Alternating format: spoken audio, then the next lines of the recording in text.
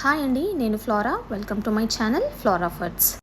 రెగ్యులర్గా పప్పు చేసుకొని బోర్ కొట్టిందా? అయితే ఈ దోసకాయ పప్పు ఈ విధంగా ఒకసారి ట్రై చేయండి. చాలా టేస్టీగా ఉంటుంది. వీడియోని స్కిప్ చేయకుండా ఎండ్ వరకు చూడండి.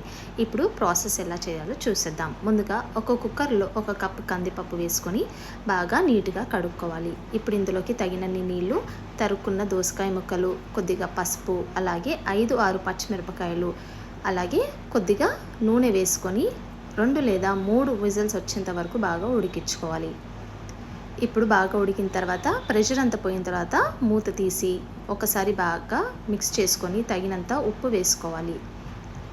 ఇప్పుడు ఇందులోకి కొత్తిమీర యాడ్ చేయాలి.